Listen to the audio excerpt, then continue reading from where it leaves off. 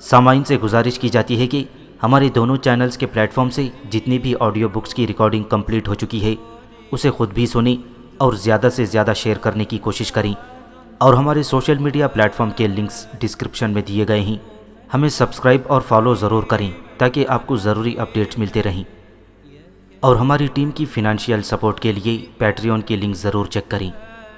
جزاک اللہ۔ بسم اللہ الرحمن الرحیم۔ احمد شاہ ابدالی تاریخ کے جھروکے سے ایک نڈر، بے باک اور دلیر کی دلیرانہ بہادری اور اس کے حملوں کے حالات و واقعات۔ ایپیسوڈ 2، بربادی کا جشن۔ یہ ایک چاندنی رات تھی۔ آسمان کی مانگ ستاروں سے بھری ہوئی تھی اور رات کی دلہن کے ماتھے پر چاند کا جھومر چمک رہا تھا۔ سنگ مرمر کی بنی ہوئی مغلیہ محل کی بارہ-دری چاندنی میں نہائی چمک رہی تھی۔ رنگ برنگے جھاڑ فانوس روشن تھے۔ بارہ-دری میں ایرانی قالینوں پر سفید دودھ کی طرح چاندنیاں بجھی ہوئی تھیں، جن پر اطلس اور کم خواب کے گاؤ تکیے بکھرے ہوئے تھے۔ اس فرشی نشیت کی ایک دیوار کے ساتھ ایک دیوان پر محمد شاہ بادشاہ ہندوستان بیٹھا ہوا تھا۔ 14ویں کے چاند کی طرح یہ رات رقص اور نغمے میں مصروف تھی، جبکہ خمار میں ڈوبی ہوئی نگاہوں سے نشے میں مست شہنشاہ بابر، ہمایون اور اورنگزیب عالمگیر کا جانشین سلطنت کی بربادی پر آنسو بہانے کے بجائے رقص و نغمے میں کھویا ہوا تھا اور طوائف کے قدموں میں سنہری سکوں کی بارش کر رہا تھا۔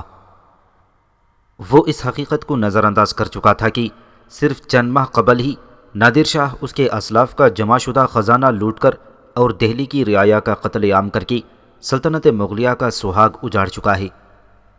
دہلی کے گلی کوچوں سے ابھی تک نالے اور شیون کی آوازیں آ رہی تھیں۔ لوگ اپنی بربادی پر ماتم کر رہے تھے، لیکن رعایا کا باب اس بربادی کا جشن منا رہا تھا۔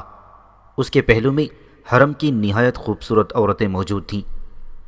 بارہ-دری محل خاص کے پائن باغ میں موجود تھی اور اس محل کے گرد اتنا سخت پہرا تھا کہ بلا اجازت کوئی چڑیا بھی پر نہ مار سکتی تھی۔ مغنیہ کی آواز محل کے در و دیوار میں گونج رہی تھی، جس نے شہنشاہ بابر کی ہی تحریر کردہ ایک فارسی نظم شروع کر رکھی تھی: بابر تو عیش کوش کے عالم دوبارہ نیست، اور واقعی اس کی ترجمانی کرتے ہوئے محمد شاہ امور سلطنت اور رعایا کی آہ و بقا کو ارغوانی جام میں گھول کر پی رہا تھا۔ وہ زندگی کے موجودہ لمحات کو رنگین سے رنگین تر بنا رہا تھا۔ کسی نے سچ کہا ہے کہ بادشاہ کے کردار اور شخصیت کا اثر اس کے امراء اور وزراء پر پڑتا ہے، لہٰذا نہ صرف محل بلکہ درباری امراء کی حویلیاں بھی رات ہوتے ہی شبستانوں میں تبدیل ہو جاتی تھیں۔ وہاں بھی رت جگہ منانے والی محفلیں سجائی جاتی تھیں۔ یہی وجہ تھی کہ نادر شاہ درانی نے سینکڑوں میل دور آ کر شاہی فوجوں کو شکست فاش دی اور انہیں ذلیل اور رسوا کر کے لوٹ گیا تھا۔ درباری امراء کی حویلیوں میں یا تو عیش و نشاط کی محفلیں آراستہ رہتی تھیں یا پھر وہ سیاسی اکھاڑا بنی رہتی تھیں، جہاں ایرانی امراء تورانیوں کے خلاف اور تورانی وزراء ایرانی امراء کے خلاف سازشوں کے جال بننے میں مصروف رہتے تھے۔ ان سے قبل مغل بادشاہوں پر سادات خاندان کا بہت اثر تھا، اس لیے کہ وہ شجاعت میں مشہور تھے اور شروع سے مغل بادشاہوں کے دربار میں ممتاز عہدوں پر چلے آ رہے تھے۔ موجودہ سید برادران کا باپ اورنگزیب عالمگیر کے عہد میں بیجاپور اور اجمیر کا صوبیدار رہ چکا تھا۔ اس کے 2 بیٹے تھے جو سید برادران کے نام سے مشہور تھے۔ بڑے بھائی کا نام عبداللہ خان تھا، جسے دربار مغلیہ سے قطب الملک کا خطاب ملا ہوا تھا۔ چھوٹے بھائی کا نام حسین علی خان تھا، جو امیر الامراء کے خطاب سے نوازا گیا تھا۔ یہ دونوں بھائی سیاہ و سفید کے مالک بنے ہوئے تھے۔ چونکہ ان کے مورث اعلیٰ کو مغل حکومت کی طرف سے 12 گاؤں پر مشتمل جاگیریں عطا ہوئی تھیں، اس لیے تاریخ میں یہ سادات 12 کے نام سے مشہور ہوئے تھے۔ موجودہ بادشاہ محمد شاہ بہادر شاہ اول کے چوتھے لڑکی جہاں شاہ کا فرزند تھا۔ یہ 18 برس کا تھا کہ سادات نے 1719 عیسوی کو رفیع الدولہ کی موت کے بعد تخت پر بٹھایا۔ بادشاہ محمد شاہ تھا، لیکن حکومت سادات کے ہاتھ میں تھی۔ محمد شاہ کو یہ بات پسند نہ تھی، وہ ان کی دسترس سے آزاد ہونا چاہتا تھا۔ اسی دور میں محمد شاہ کو ایک موقع مل گیا۔ دکن میں نظام الملک نے علم بغاوت بلند کیا تو بادشاہ خود امیر الامراء حسین علی خان کے ہمراہ اس بغاوت کو فروغ کرنے کے لیے دہلی سے فوج لے کر نکلا، اور سوچی سمجھی اسکیم کے تحت راستے میں چند درباریوں نے، جن میں اعتماد الدولہ، امین خان، حیدر قلی خان اور میر جملہ موجود تھے، ان سب نے حسین علی خان کو قتل کر دیا۔ چھوٹے بھائی کے قتل کی اطلاع جو ہی قطب الملک عبداللہ خان کو ہوئی، اس نے ابراہیم شاہ جو رفیع الشان کا بیٹا تھا اسے دہلی کے تخت پر لا بٹھایا۔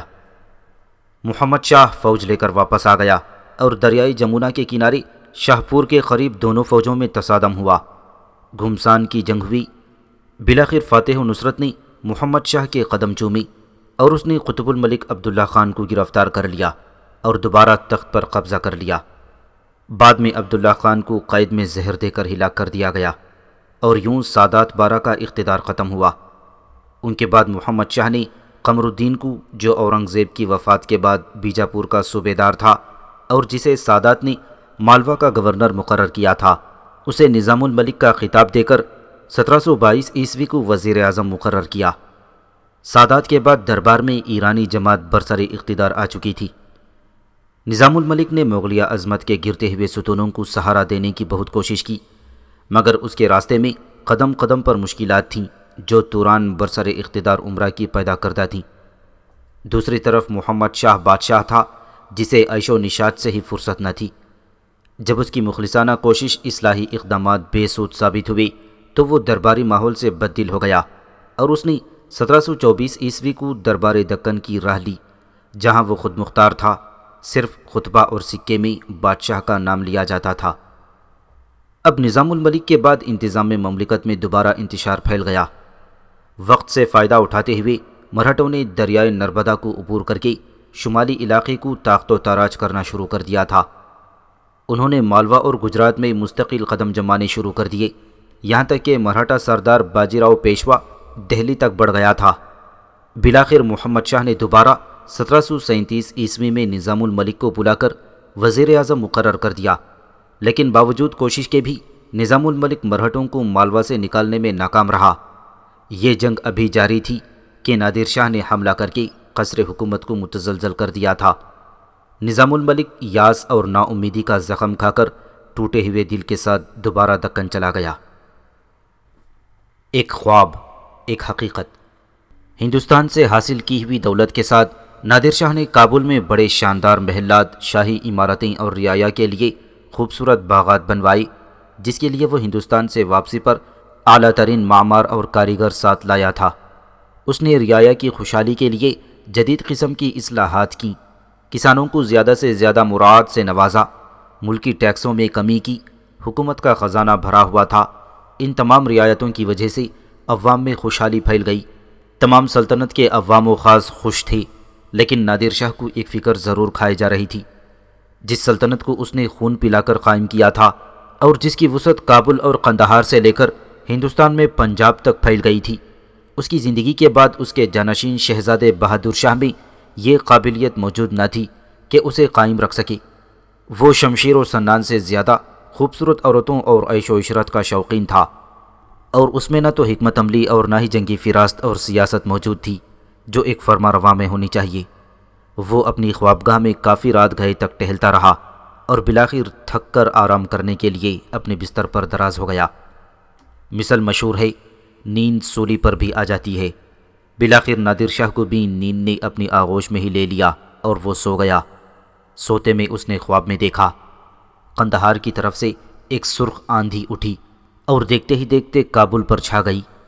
اس آندھی میں انسانی چیخ و پکار کا شور اس قدر بلند تھا کہ کان پڑی آواز سنائی نہیں دیتی تھی۔ آہو بکا فریادوں کا شور، ایسا شور بھی شامل تھا جیسے کوئی انسانوں کو ذبح کر رہا ہو، جیسے میدان جنگ میں مرنے والوں کی دل ہلا دینے والی آوازیں شامل ہوں۔ اس نے خواب میں ہی پلنگ سے اٹھ کر حاکمانہ انداز میں چیخ کر کہا، یہ کیسا شور ہے؟ کون لوگ اس بھیانک انداز میں اودھم مچا رہے ہیں؟ جانتے نہیں ہم آرام فرما رہے ہیں۔ پھر اچانک ہی شور مچانے والے اس کے سامنے نمودار ہوئے۔ اس نے دیکھا خون میں ترکفن پوش انسانوں کا ایک جنب غفیر غل مچاتا ہوا اس کی طرف بڑھ رہا ہے۔ ان کے زخموں سے خون رس رہا تھا۔ کئی ایک کی گردنیں اور بیشتر کے دیگر اعضاء کٹے ہوئے تھے، اور یہ وہی لوگ تھے جو شور و غل اور آہو بقا کر رہے تھے۔ پھر اس نے خواب میں ہی دیکھا چند خوفناک حبشی جلاد لمبی لمبی تلواریں لیے ہوئے اپنی خون آشام آنکھوں کے ساتھ اس کی طرف بڑھی اور اسے محل سے لا کر وسیع و عریض میدان میں لا کھڑا کیا، جہاں چاروں طرف یہ کٹے پٹے انسان موجود تھے۔ اس غول میں سے ایک سرکٹے نے مجمع سے نکل کر آگے بڑھتے ہوئے نادر شاہ کو مخاطب کرتے ہوئے کہا، نادر شاہ، ایک نظر آسمان کی طرف دیکھ، ہم نے اپنا خون آسمان کی طرف اچھال دیا ہے، یہ سرخی ہماری ہی لہو کی ہے۔ نادر شاہ نے ڈرتے ہوئے آسمان کی طرف دیکھا اور پھر اس نے سوال کیا، تم لوگ کون ہو؟ یہاں کیوں آئے ہو؟ میرے ساتھ تمہارا کیا تعلق ہے؟ سرکٹے نے جواب دیا، نادر شاہ، ہم لوگ دہلی کے گلی کوچوں میں قتل کیے جانے والے وہ بے گناہ لوگ ہیں جنہیں تیرے حکم سے تیرے سپاہیوں نے قتل عام کیا ہے۔ ہمارے خون حق کی فریاد نے عرش الہی کو ہلا کر رکھ دیا ہے اور حق تعالیٰ نے تجھے ہمارے حوالے کر دیا ہے۔ ایران کے معمولی گڈریے، کیا خداوند کریم نے تیرے سر پر اس لیے تاج شاہی رکھا تھا کہ تو خلق خدا کا قتل عام کرتے پھرے؟ تو چلے تو کھیتوں اور کھلیانوں کو رونتا ہوا چلے، تیری فوج جس سمت سے گزرے بستیاں اجاڑتی جائے، تو غصے میں آئے تو ہزاروں بندگان خدا کو ہلاک کروا دے۔ نادر شاہ نے جواب دیا، یہ انتقامی کارروائی میں نے اس وقت کی تھی جب دہلی کی عوام نے میرے 3000 سپاہی موت کے گھاٹ اتار دیے۔ تم جانتے ہو بادشاہت اور حکومت اسی طرح قائم رہ سکتی ہے کہ فاتح سلطان کا نام ہی سن کر ایوانوں میں زلزلہ آ جائے، شہر فوجوں کے لیے خالی ہو جائیں، جو بھی مخالفت میں سر اٹھائے اسے کاٹ ڈالا جائے، محکوم قوم کی دولت لوٹ لی جائے۔ سرکٹے نے طیش میں آ کر قدرے بلند آواز میں جواب دیا، جھوٹ کہتے ہو، حکومت دلوں میں خوف پیدا کر کے نہیں، دلوں کو جیت کر دلوں میں محبت پیدا کر کے کی جاتی ہے۔ تعجب ہے تم مسلمان ہو کر اس بیہودہ سیاست پر ایمان رکھتے ہو۔ نادر شاہ، کیا ہمارے آقا ہمارے مولا محمد عربی صلی اللہ علیہ وسلم نے اسلام اسی طرح پھیلایا تھا؟ آپ نے تلوار سے نہیں، کردار سے بڑے بڑے جابر لوگوں اور حکمرانوں کے دل جیت لیے تھے، جو کسی کے سامنے سر جھکانا اپنی توہین خیال کرتے تھے۔ وہ نبی کریم صلی اللہ علیہ وسلم کی بارگاہ رسالت میں محبت اور عقیدت سے سر جھکا کر حاضر ہونا فخر محسوس کرتے تھے۔ کیا رسالت میں آپ صلی اللہ علیہ وسلم نے فتح مکہ کے بعد یہی سلوک کیا تھا دشمنوں پر سے جو تم کر کے آئے ہو؟ تم نے ایک اسلامی حکومت کو لوٹا ہے، مسلمانوں کا قتل عام کیا ہے، مگر خدا کے ہاں دیر ہے اندھیر نہیں، بخدا تم بھی اسی طرح قتل کیے جاؤ گے جس بے رحمی اور ظالمانہ طریقے سے تم دوسروں کو قتل کر چکے ہو۔ پھر اس سے پیشتر کی کئی تلواریں بے نیام ہو کر اس کی طرف بڑھیں۔ نادر شاہ نے چیخ ماری اور خواب سے بیدار ہو گیا۔ بھاگتے ہوئے قدموں کے ساتھ ہی محافظ سپاہی کمرے میں داخل ہوئے، جہاں نادر شاہ آنکھیں پھاڑ پھاڑ کر در و دیوار کو دیکھ رہا تھا۔ اس نے بلاخر محافظوں کو چلے جانے کا اشارہ کیا اور پھر اپنے بستر سے اتر کر اضطرابی کیفیت میں کمرے میں ٹہلنے لگا، یہاں تک کہ فجر کی اذانیں فضا میں گونجنے لگیں۔ سورج نے جب اپنی سنہری کرنیں زمین پر بکھیر دیں تو دیوان خاص میں نادر شاہ نے فوری طور پر سپہ سالار احمد شاہ ابدالی کو طلب کیا۔ اس کے علاوہ وزیر اعظم اور قاضی القضات انعام الحق درانی اور ولی عہد سلطنت کی بھی طلبی ہوئی۔ جب سب آ گئے تو نادر شاہ نے اپنا خواب بیان کرتے ہوئے کہا، ہمیں ایسا لگتا ہے کہ یہ خواب نہیں حقیقت ہے۔ جس طرح خداوند کریم نے تاج شاہی ہمارے سر پر رکھا تھا، ہمیں یقین ہے کہ وہ اسے ہمارے سر سے اتار کر کسی اور کو بخش دے گا۔ مجھے اپنے چراغ حیات کی لو پھڑپھڑاتی نظر آ رہی ہے۔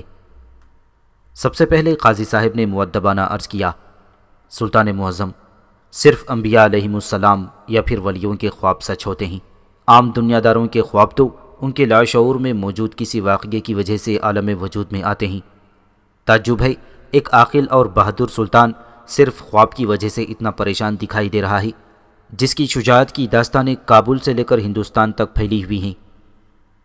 قاضی کے خاموش ہوتے ہی احمد شاہ ابدالی نے رائے دیتے ہوئے کہا، سلطان محترم، زندگی موت کی امانت ہے اور موت برحق ہے، یہ ہر مسلمان کا ایمان ہے، جبکہ سلطان کو علم ہے کہ موت خود زندگی کی حفاظت کرتی ہے، پھر موت سے خوف کھانے کی کوئی وجہ نہیں۔ باخدا موت سے دنیا کی کوئی بھی طاقت انسان کو نہیں بچا سکتی، لیکن زندگی کی حفاظت کے لیے سلطان کے گرد معزز ایرانی اور افغان سرداروں کی تلواروں کا ایک مضبوط حصار قائم ہے۔ ہمیں تم سب لوگوں کی وفاداری پر بھروسہ ہے لیکن پھر بھی احتیاط لازمی ہے۔ نادر شاہ نے شہزادے کو مخاطب کرتے ہوئے کہا، شہزادے، آج ہی فوری طور پر محل کی محافظ سپاہ کو تبدیل کر کے بھروسے کے آدمیوں کو رکھا جائے۔ پھر اس نے احمد شاہ کو مخاطب کیا، احمد شاہ، ہم نے قندھار کی طرف سے سرخ آندھی کو اٹھتے دیکھا ہے جس نے کابل کو اپنی لپیٹ میں لے لیا ہے۔ ہم تمہیں قندھار کا حاکم اعلیٰ بنا کر فوری طور پر یہاں سے روانہ کرنا چاہتے ہیں۔ تم ہمارا حکم نامہ حاکم قندھار کے نام لے کر آج ہی روانہ ہو جاؤ۔ انعام الحق، تم بھی آج کے بعد حاکم اعلیٰ ایران بنا کر بھیجے جا رہے ہو، فوراً تیاری کرو۔ شہزادے، تم اپنے خاص ملازمین کے ساتھ مل کر اندرونی اور بیرونی سازشوں پر نظر رکھو۔ بہت ممکن ہے اندرون ملک کوئی سازش جنم لے رہی ہو۔ ہم اس خواب کو تائید غیبی سمجھ رہے ہیں۔ قدرت نے شاید ہمیں باخبر کرنے کے لیے ہمیں خواب میں اس کا اشارہ کیا ہے۔ اس کے فوری بعد احمد شاہ ابدالی حاکم قندھار بنا کر اور قاضی انعام الحق درانی کو ایران کا والی بنا کر روانہ کر دیا گیا۔ شہزادے نے بلا کسی عذر کے تمام نمک حلال محافظ سپاہ کو تبدیل کر دیا جو سال ہا سال سے اس کام پر مامور تھے، اور ان کی جگہ محض دوسروں کے یقین دلانے پر کہ وہ وفادار نمک حلال ہیں تعینات کر دیا گیا۔ شہزادے کے پاس ذاتی ذہانت تو موجود نہ تھی، وہ اس تمام کام کے لیے اپنے ایک نئے دوست عادل خان پر بھروسہ کر رہا تھا جس نے اپنی چند روزہ دوستی میں شہزادے کو اپنی وفاداری کے جال میں پھنسا لیا تھا۔ جب شہزادے نے ملک کے اندرون میں ہونے والی سازشوں پر نظر رکھنے کے لیے عادل سے کہا تھا تو پہلے تو عادل سوچ میں پڑ گیا، لیکن جلد ہی اس نے اپنی حالت پر قابو پاتے ہوئے شہزادے کو یقین دلا دیا تھا کہ وہ ہر روز بھیس بدل کر اپنے چند رفیقوں کے ساتھ شہر میں پھرا کرے گا تاکہ اگر کسی سازش کا کوئی وجود ہے تو اسے ختم کر دیا جائے۔ محل کے نئے پہرے دار بھی شہزادے نے اسی کے ایما پر رکھے تھے۔ درپردہ شہزادے کو عیاشی کی راہ پر لگانے والا یہی دوست نما دشمن تھا جو کابل میں پرورش پانے والی سازشوں کا سرغنہ تھا۔ یہ شخص شاہ ایران طہماسب شاہ کا خاص آدمی تھا جسے معزول کر کے نادر شاہ نے سلطنت ایران پر قبضہ کر لیا تھا۔ شاہ طہماسب غائب ہو گیا تھا اور اس دوران میں دوبارہ تخت و تاج حاصل کرنے کے لیے کوشاں تھا۔ اسی کے ایما پر دارالسلطنت کابل میں نادر شاہ اور اس کے بیٹے کو قتل کرنے کی سازش پرورش پا رہی تھی جس کا سرغنہ یہ عادل خان تھا، اور جس نے اس سازش کی کامیابی کے لیے شہزادے کی بے وقوفی سے فائدہ اٹھا کر محافظ سپاہ بھی سارے ہی اپنے آدمی بھرتی کروا دیے تھے اور اب اپنے مشن کی تکمیل کے لیے تیاری کر رہا تھا۔ اسے خوشی تھی کہ وزیر اعظم قاضی انعام الحق جیسا باخبر ہوشیار اور زیرک آدمی جو ان کی راہ میں سب سے بڑی رکاوٹ تھا، خود نادر شاہ کے حکم سے ایران روانہ ہو چکا تھا۔ دوسری بڑی رکاوٹ سپہ سالار احمد شاہ ابدالی تھا۔ اسے بھی قندھار کا حاکم بنا کر دارالسلطنت سے کوسوں دور بھیج دیا گیا تھا۔ اب سیاہی اور سفیدی کا مالک یہ بے وقوف شہزادہ رہ گیا تھا جسے امور سلطنت سے زیادہ عیاشی سے شغف تھا، اور اس کے لیے یہ عیاشی کا سامان عادل خان مہیا کر رہا تھا۔ نادر شاہ نے احمد شاہ کے ساتھ خاص طور پر بہت اچھا برتاؤ کیا تھا۔ اس نے اپنے خزانے سے ایک بہت بڑی رقم احمد شاہ کے حوالے کی تاکہ اپنا اور اپنے بھائیوں کا معیار حیات درست کر سکے۔ اس کے علاوہ نادر شاہ نے اسے مازندان کی حکومت بھی سونپ دی تھی۔ اس طرح نادر شاہ نے داغستان کی مہم کے دوران ابدالیوں کے کارہائے نمایاں کی وجہ سے جو وعدہ ابدالیوں سے کیا تھا وہ پورا کر دیا۔ اس موقع پر نادر شاہ نے احمد شاہ ابدالی کے چچا عبدالغنی خان کو قندھار کا حاکم بھی بنا دیا تھا۔ دوسرے ابدالی سرداروں کو دریشک بست اور دوسرے بہت سے علاقوں پر عامل مقرر کیا۔ اس کے علاوہ ابدالیوں کے خلاف گزشتہ جنگوں میں جو ابدالی ہجرت کر کے نیشاپور، مشہد، دامغان اور خراسان اور دوسرے علاقوں کی طرف چلے گئے تھے، وہ بھی نادر شاہ کے حکم پر واپس آ کر اپنے علاقوں میں بود و باش اختیار کرنے لگے تھے۔ احمد شاہ ابدالی کی شخصیت سے نادر شاہ اتنا متاثر ہوا تھا کہ اسے اپنی محافظ دستوں میں شامل کر لیا گیا۔ اس وقت احمد شاہ ابدالی کی عمر صرف 16 برس کی تھی۔ اس عمر میں کسی شخص کا کسی شہنشاہ کا نگہدار مقرر ہونا ایک بہت بڑا منصب خیال کیا جاتا تھا۔ اس اعزاز کی بدولت احمد خان احمد شاہ بنا اور اسے وہ سربلندیاں حاصل ہوئیں جن کا وہ خود بھی تصور نہیں کر سکتا تھا۔ اس اعزاز کا نتیجہ تھا کہ وہ سائے کی طرح نادر شاہ کے ساتھ رہنے لگا، جہاں نادر شاہ جاتا وہ بھی اسی کے ساتھ ہوتا۔ نادر شاہ نے جب ہندوستان پر حملہ کیا تو احمد شاہ ابدالی اس کے ساتھ تھا۔ دوسرے مقامات پر بھی جنگی مہمات میں احمد شاہ ابدالی نے شرکت کی اور ہر موقع پر اس نے اپنی شجاعت اور دلیری کا ثبوت دیا۔ اس کی ان کارروائیوں نے نادر شاہ کے دل میں اس کی عزت اور اس کے وقار میں اور بھی زیادہ اضافہ کر دیا تھا۔ احمد شاہ ابدالی نے نادر شاہ کی خدمت میں اس وفاداری کا ثبوت جانثاری اور دل سوزی سے کیا تھا کہ بہت جلد نادر شاہ نے اسے اپنے محافظ دستوں کے سالار کے ساتھ ساتھ اپنے سارے خزانے کا نگران اور امیر بھی مقرر کر دیا تھا۔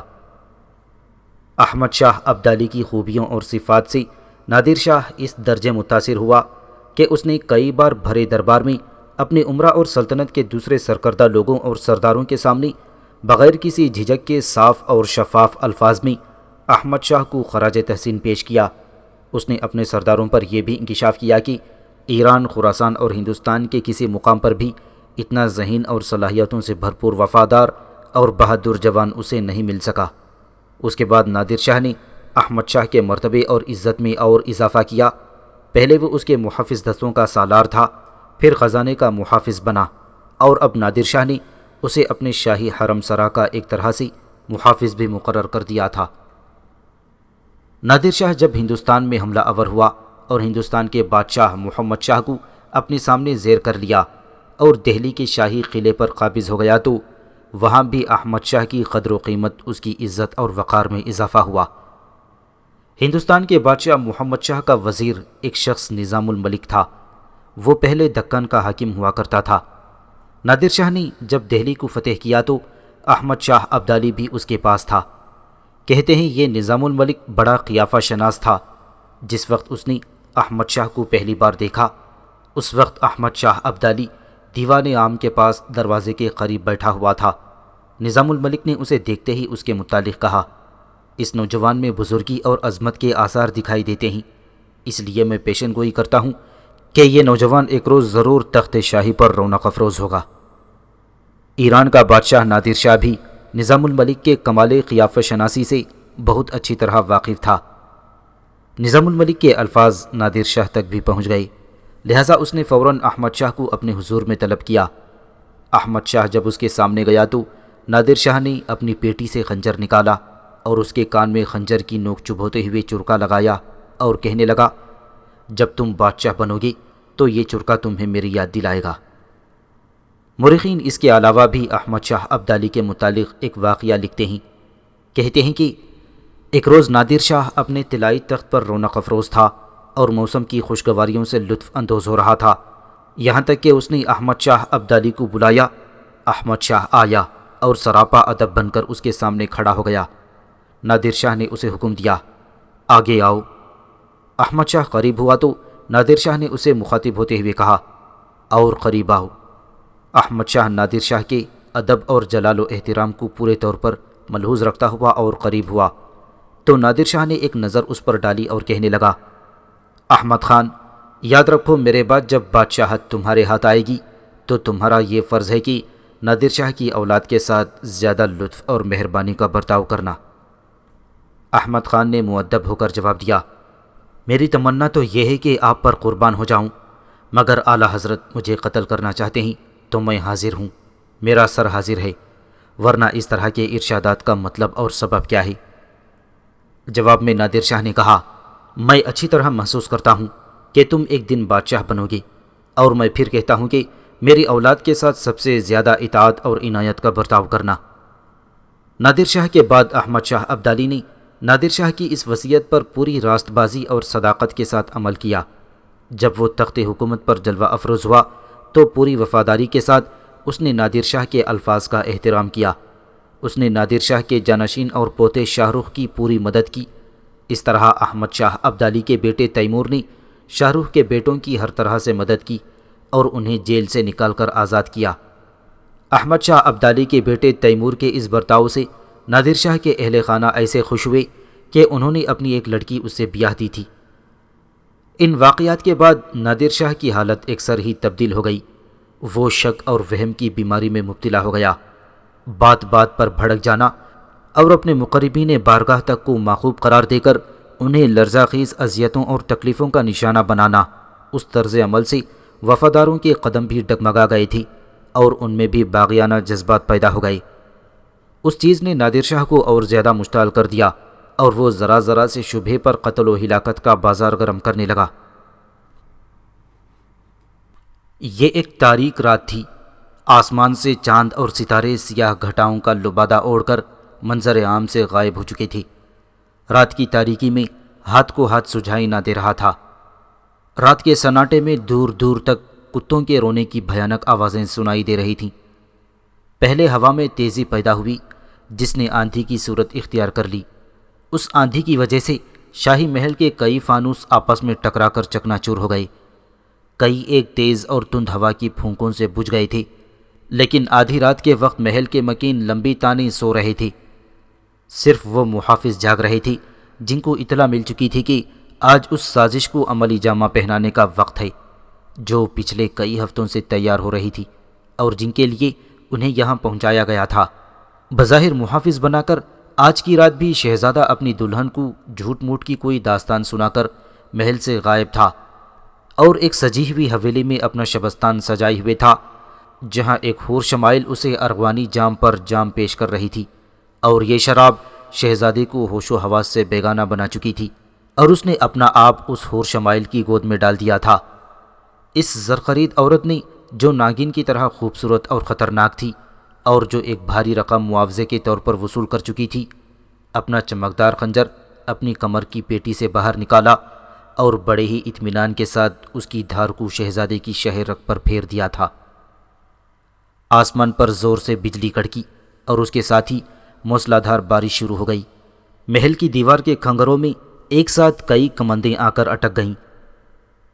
محافظوں کو پہلے سے مطلع کر دیا گیا تھا، لہٰذا چند نقاب پوش خاموشی کے ساتھ رسوں کی مدد سے محل کی دیوار کے ساتھ ساتھ اوپر چڑھائی اور پھر بڑے اطمینان کے ساتھ محافظوں کی رہنمائی میں نادر شاہ درانی کی خوابگاہ کی طرف روانہ ہوئے۔ راستے میں موجود تمام محافظ ان کے اپنے آدمی تھے۔ ان نقاب پوشوں میں خود ایران کا معزول بادشاہ شاہ طہماسب اور شہزادے کا دوست عادل خان کے علاوہ چند اور طاقتور ساتھی بھی موجود تھے۔ نادر شاہ اپنی خوابگاہ میں لمبی تانے سو رہا تھا اور اس کے پلنگ کے قریب ہی اس کی شاہی پوشاک اور تاج رکھے ہوئے تھے۔ خوابگاہ کا دروازہ آہستہ سے کھلا۔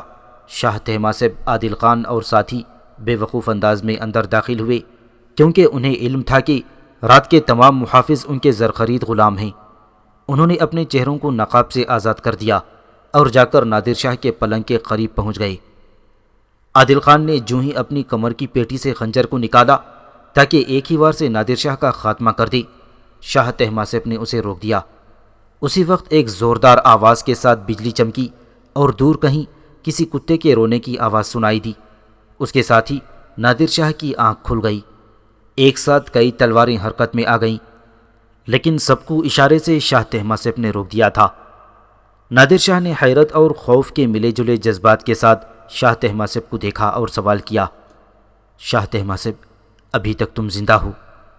شاہ طہماسب نے طنزیہ مسکراتے ہوئے جواب دیا، ہاں نادر شاہ، حالانکہ تم نے مجھے نہ صرف تخت سے معزول کر دیا تھا بلکہ مجھے قتل کر دینے کا حکم بھی صادر کیا تھا۔ اسے پہچانتے ہو؟ شاہ طہماسب نے ایک قوی ہیکل ساتھی کی طرف اشارہ کر کے کہا، ہاں، یہ ہیبت خان ہے اور اسے ہی وفادار سمجھ کر میں نے تمہارے قتل پر مامور کیا تھا، لیکن اس نے نمک حرامی کی۔ نادر شاہ نے کہا۔ شاہ طہماسب نے جواب دیا، نمک حرامی نہیں نادر شاہ، نمک حلالی کہو۔ دراصل یہ ظاہری طور پر تمہارا غلام تھا، لیکن حقیقت میں میرا ہی نمک حلال تھا، لہٰذا اس نے حق نمک ادا کیا۔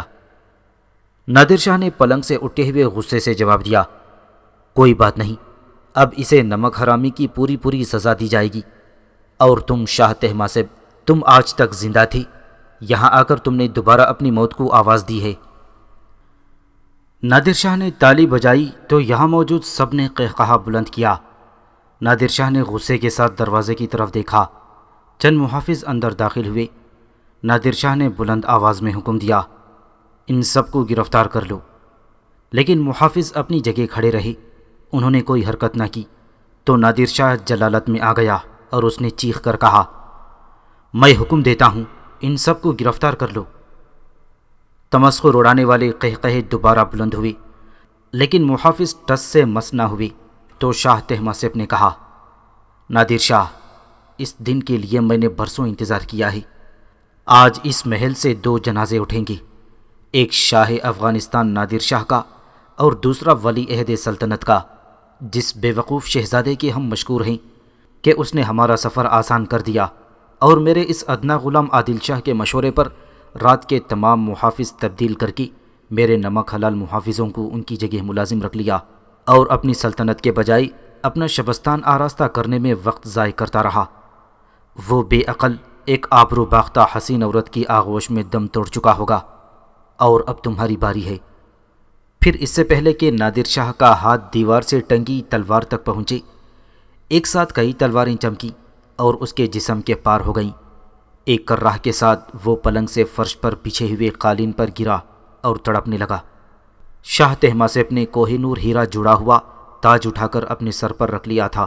سارے ہی ساتھیوں نے شاہ طہماسپ زندہ باد کا نعرہ بلند کیا، لیکن پھر ایک عجیب ہی واقعہ رونما ہوا۔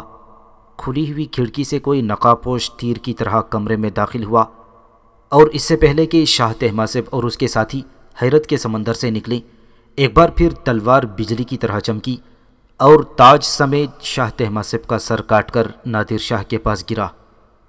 تڑپتے اور دم توڑتے نادر شاہ کے لبوں پر مسکراہٹ نمودار ہوئی اور پھر اس نے دم توڑ دیا۔ آندھی اور طوفان کی طرح چند سیاہ پوش کمرے میں داخل ہوئے۔ رات کے سناٹے میں تلواریں چلتی رہیں اور سر کٹتے رہے، یہاں تک کہ شاہ طہماسپ کے سارے ہی ساتھی اس کے ساتھ ہی ملک عدم کو سدھار گئے۔ ایک نسوانی چیخ کے ساتھ ہی ایک نقاب پوش نے اپنا نقاب نوچ کر پھینک دیا اور وہ نادر شاہ کی لاش پر گری۔ یہ اس کی بہو اور شہزادے بہادر شاہ کی ہندوستانی بیوی شہزادی گلنار تھی۔ شہزادی گلنار اپنے ساتھیوں کے ہمراہ یہاں کیسے پہنچ گئی؟ تو اس کی تفصیل کچھ یوں ہے کہ شہزادے بہادر شاہ کی مسلسل بہانے بازیوں اور رات بھر غائب رہنے کی عادت سے تنگ آ کر شہزادی گلنار نے اپنے ایک وفادار غلام کافور حبشی کو شہزادے کی خفیہ نگرانی پر مامور کر رکھا تھا۔ آج ہی کافور نے شہزادے کو اطلاع دی تھی کہ شہزادے نے اپنی پرانی حویلی میں ایک شبستان قائم کر رکھا ہے، جہاں وہ حسین عورتوں اور شراب سے رات بھر دل بہلاتا رہتا ہے۔ لہٰذا آج رات شہزادی گلنار نے تہیہ کر لیا تھا کہ وہ عین موقع پر شہزادے کو جا پکڑے گی، لہٰذا اس نے رات کے وقت اپنے آپ کو سیاہ نقاب میں چھپا لیا اور چند جانثار ملازموں کے ساتھ مسلح ہو کر کافور کی قیادت میں اپنی خوابگاہ سے نکلی تھی۔ جو ہی وہ کمرے کے باہر برآمدے سے گزر رہی تھی، زور سے بجلی کڑکی اور پھر اس نے چند نقاب پوشوں کو نادر شاہ کے کمرے میں جاتے دیکھ لیا۔ اسے پہنچنے میں ذرا تاخیر ہوئی، اس لیے کہ اس کی راہ میں محافظ حائل ہو گئی تھی۔ چونکہ وہ نقاب میں تھی، اس لیے اسے محافظوں کو چکر دے کر کھڑکی کے راستے آنا پڑا تھا۔ اسی تاخیر کی وجہ سے بادشاہ کی جان چلی گئی۔ اگر وہ پہلے ہی اپنے آپ کو ظاہر کر دیتی تو بہت ہی ممکن تھا کہ خریدے ہوئے محافظ اس بروقت مداخلت کی اطلاع شاہ طہماسپ کو دے دیتے اور نادر شاہ کی جان بچ جاتی۔ اب صورتحال یہ تھی کہ نادر شاہ کے چاروں طرف طہماسپ اور اس کے ساتھیوں کی لاشیں بکھری پڑی تھیں، جبکہ شہزادی نے طہماسپ کے کٹے ہوئے سر سے کوہ نور جڑا ہوا تاج اتار لیا تھا۔ وہ یہ تاج اپنے شوہر کے سر پر رکھنا چاہتی تھی، لیکن صبح ہوتے ہی شہزادے بہادر شاہ کی لاش بھی محل میں پہنچ گئی تو یہاں کوہرام مچ گیا۔ پھر یہ خبر جنگل کی آگ کی طرح پھیل گئی۔ افغانستان کا تخت خالی پڑا تھا۔ سرکش سردار اپنے اپنے صوبوں میں اپنی خود مختاری کا اعلان کر چکے تھے، لیکن یہاں موجود چند وفادار سرداروں نے وقتی طور پر اس تخت پر شہزادی گلنار کو بٹھا دیا تھا، لیکن باقی سردار عورت کی حاکمیت کب قبول کرتے تھے، لہذا مختلف سرداروں میں اقتدار کی رسہ کشی شروع ہو گئی اور انہوں نے اپنی اپنی فوجوں کے ساتھ دارالسلطنت کی طرف پیش قدمی شروع کر دی۔ جو ہی یہ خبر قندھار میں احمد شاہ ابدالی تک پہنچی، اس نے فوراً اپنی آزمودہ کار فوج کو تیاری کا حکم دیا اور پھر وہ آندھی اور طوفان کی طرح کابل کی طرف روانہ ہو گیا۔ راستے میں مختلف صوبوں کے حاکموں کے ساتھ اس کا مقابلہ ہوا اور وہ اپنے راستے کی رکاوٹوں کو کاٹتا چھانٹتا آگے اور آگے ہی بڑھتا رہا۔ اس کے نصیب باور تھے، فتح اور نصرت ہاتھ باندھے اس کے ہم رکاب تھی، اس لیے وقت کا کوئی بھی طوفان اس کی راہ میں حائل نہ ہو سکا۔ دوسری طرف قاضی انعام الحق درانی ایرانی شہ سواروں کے ساتھ ایران سے نکل کر کابل کی طرف روانہ ہوا۔ راستے میں مختلف مزاحمتوں اور بغاوتوں کو فروغ کرتا ہوا سیلاب کے پانی کی طرح کابل میں داخل ہوا۔ اتفاق سے ایک ہی وقت میں احمد شاہ ابدالی کی افغان فوج اور قاضی انعام الحق کے ایرانی بہادر سردار کابل میں داخل ہوئے اور دونوں فوجیں آپس میں مل گئیں۔ دونوں فوجیں شہر سے باہر آمنے سامنے صف آرا ہو گئیں، لیکن ایک طرف سے احمد شاہ ابدالی اور دوسری طرف سے قاضی انعام الحق درانی گھوڑے دوڑاتے ہوئے ایک دوسرے کے قریب آئے اور پھر دونوں ہی بغل گیر ہو گئے۔ دونوں فوجوں میں خوشی کی لہر دوڑ گئی۔ جو ہی دونوں فوجیں شہر پناہ کے باہر پہنچی، شہزادی گلنار نے فصیل پر موجود توپوں کے درمیان سے دیکھا، جہاں توپچی بارود کو آگ دکھانے کے لیے جلتی ہوئی مشعلیں تھامے کھڑے تھے، اور شہر کے صدر دروازے کے اندر نادر شاہ کی مخصوص فوج، جس میں ایرانی اور افغان دونوں قوم کے سردار اور جانباز موجود تھے، اپنے گھوڑوں پر مسلح حکم کے منتظر تیار کھڑے تھے۔ اس سے پیشتر کہ دونوں طرف سے جنگ کی کوئی بھی فریق ابتدا کر دی، قاضی انعام الحق درانی اور احمد شاہ ابدالی دونوں ہی صلح کے سفید جھنڈے اٹھائے دروازے کی طرف بڑھے۔ یہ دیکھ کر شہزادی گلنار، جو خود بھی فوجی لباس میں تھی، اس کی تنی ہوئی بھویں ڈھیلی پڑ گئیں۔ احمد شاہ ابدالی نے فصیل کے نیچے آ کر شہزادی کو مخاطب کرتے ہوئے کہا، ہمشیرہ عزیزہ، ہم جنگ کرنے نہیں بلکہ کابل کے تخت کی حفاظت کرنے آئے ہیں۔ ہم حق نمک ادا کرنے آئے ہیں، لہٰذا شہر پناہ کا دروازہ کھول دیا جائے۔ شہزادی گلنار احمد شاہ ابدالی کے رتبے اور عہدے سے واقف تھی۔ اس کے کردار اور اخلاق کی وجہ سے وہ احمد شاہ ابدالی کی بے پناہ عزت کرتی تھی۔ احمد شاہ نے جو اسے ہمشیرہ عزیزہ کہہ کر مخاطب کیا تو اس کا دل بھر آیا۔ وطن سے کوسوں دور بے وطن اور بیوہ شہزادی کا اس ملک میں کوئی بھی اپنا نہ تھا۔ اس نے رقت آمیز آواز کے ساتھ جواب دیا، برادر محترم، میں آپ کی شجاعت، آپ کے رتبے اور آپ کے کردار کی مداح ہوں۔ بدقسمتی یہ ہے کہ نادر شاہ بابا کی وفات کے بعد اپنے بھی دشمن بن گئے ہیں۔ آپ کو شاید علم نہیں، تمام صوبوں کے حاکم بغاوت پر آمدہ ہو کر فوج کشی کے ارادے سے کابل کی طرف پیش قدمی کر رہے ہیں۔ اس کا جواب احمد شاہ ابدالی کے بجائے آگے بڑھ کر قاضی القضات انعام الحق درانی نے دیتے ہوئے کہا، بیٹی، ہمیں علم ہے، بلکہ ہم راستے میں ان باغیوں کا سر کچلتے ہوئے یہاں تک پہنچے ہیں تاکہ تخت و تاج کی حفاظت کر سکیں۔ دیر مت کرو، فوراً دروازہ کھول دینے کا حکم کرو۔ سلطنت کا شیرازہ بکھرنے سے بچانے کے لیے ابھی ہمیں بہت سے کام سر انجام دینے ہیں۔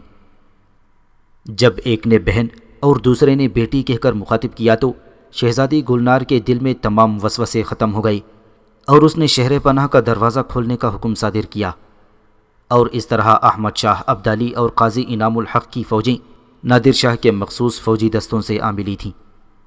اسی وقت دیوان خاص میں تمام موجود سرداروں کی مشاورتی کمیٹی حالات حاضرہ پر غور کرنے کے لیے بیٹھی، جن میں شہزادی گلنار بھی موجود تھی، اور سب سے پہلے اسی نے ایوان میں موجود سرداروں کو خطاب کرتے ہوئے کہا، معزز سردار، مجھے علم ہے افغان اور ایرانی سردار کسی بھی قیمت پر عورت کی حاکمیت قبول نہیں کرتے، ہونا بھی ایسا ہی چاہیے، لہٰذا میں اپنے اس حق سے دستبردار ہوتی ہوں۔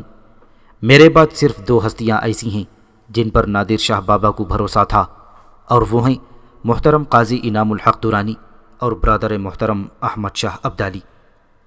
میری نظر میں یہ دو محترم سردار ایسے ہیں جو اس حکومت کی ذمہ داریاں سنبھال سکتے ہیں۔ اب آپ سب سردار ان دونوں میں سے کسی ایک کے حق میں فیصلہ کر لیں تاکہ میں نادر شاہ بابا کا یہ تاج جو میرے پاس امانت ہے اپنے ہاتھوں ہونے والے بادشاہ کے سر پر سجا دوں۔ ایک سردار نے کہا، آپ اپنی رائے سے بھی ہمیں مطلع کریں۔ جہاں تک بادشاہیت کا تعلق ہے، ہم سب تقریباً اس بات پر متفق ہیں کہ بلا شبہ ان دونوں میں سے ہی کوئی ایک بادشاہ ہونا چاہیے۔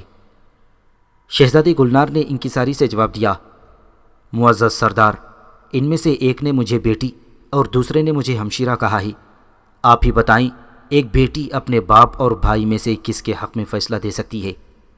میرے لیے ایک دائیں آنکھ ہے تو دوسری بائیں آنکھ، مہربانی فرما کر یہ فیصلہ آپ لوگ ہی بہتر کر سکتے ہیں۔ پھر اس سے پہلے کہ سرداروں میں رائے زنی پر تکرار شروع ہو، احمد شاہ ابدالی نے اٹھ کر کہا، بھائیوں، میں محترم قاضی انعام الحق درانی صاحب کے حق میں دستبردار ہوتا ہوں اور اپنی طرف سے انہیں افغانستان کا بادشاہ تسلیم کرتا ہوں۔ اس سے پہلے کہ احمد شاہ ابدالی کے اس فیصلے پر تمام سردار اس کی دانشمندی اور معاملہ فہمی کی داد دیتے، قاضی صاحب نے انہیں خاموش رہنے کا اشارہ کیا اور پھر کہا، دوستوں اور افغانستان کے تخت کے وفاداروں، احمد شاہ ابدالی پوری افغانستان کی فوج کے سپہ سالار، تجربے کار سیاستدان اور بہادر سپاہی رہ چکے ہیں۔ میں نے خود نادر شاہ درانی کے منہ سے کہتے ہوئے سنا ہے کہ میرے بعد اگر کوئی افغانستان کے تاج و تخت کا مالک ہو سکتا ہے تو وہ احمد شاہ ابدالی ہے، جس میں ایک بہادر بادشاہ ہونے کے ساتھ ساتھ حکومت کے رموز سیاست کو سمجھنے کی تمام تر صلاحیتیں موجود ہیں۔ لہٰذا میں احمد شاہ کو اپنے سے بہتر فرمانروا محسوس کرتے ہوئے آپ سب صاحبان سے درخواست کروں گا کہ بادشاہت کا تاج اس کے سر پر سجا دیا جائے۔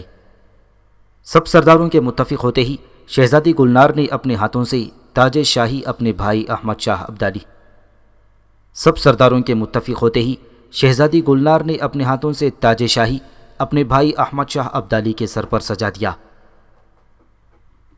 1746 عیسوی میں احمد شاہ ابدالی نے تخت پر بیٹھتے ہی شہزادی گلنار کا وظیفہ مقرر کر دیا اور اسے ہمشیرہ عزیزہ کا خطاب دے کر نہایت عزت اور احترام کے ساتھ شاہی محل میں رہنے کی اجازت دے دی۔ اس کے بعد ہی اس نے تمام صوبوں کے حاکموں کے نام دعوت نامے تحریر کر کے قاصد روانہ کر دیے تھے اور انہیں حکم دیا تھا کہ وہ آ کر نئے بادشاہ کے سامنے حلف وفاداری اٹھائیں ورنہ ان کے خلاف فوجی کارروائی کی جائے گی۔ وزارت عظمیٰ کا قلمدان اس نے قاضی انعام الحق درانی کے سپرد کیا اور پھر سلطنت کے انتظامات میں اثر نو مصروف ہو گیا۔ وہ جب بھی کسی بغاوت کو کچلنے کے لیے کابل سے باہر جاتا، اس کی جگہ قاضی انعام الحق درانی قائم مقام بادشاہ کے فرائض سر انجام دیتا، کیونکہ احمد شاہ ابدالی نے سپہ سالار کا عہدہ بادشاہت کے باوجود اپنے پاس رکھا تھا۔ نادر شاہ کا سر محمد قلی خان نے فوراً اس کے بھتیجے علی قلی خان کی طرف بھیج دیا اور مقتول کی خواہش کے مطابق قتل کے 9ویں روز اسے مشہد روانہ کر دیا گیا اور وہاں خیابان اعلیٰ میں اسے سپرد خاک کیا گیا جو اسی مقصد کے لیے تعمیر ہوا تھا۔ قسمت کا لکھا پورا ہوا اور جس صفاکی اور بے دردی سے نادر شاہ دوسرے لوگوں کو قتل کیا کرتا تھا، اس سے کہیں زیادہ صفاکی اور بے دردی کے ساتھ وہ خود قتل کر دیا گیا۔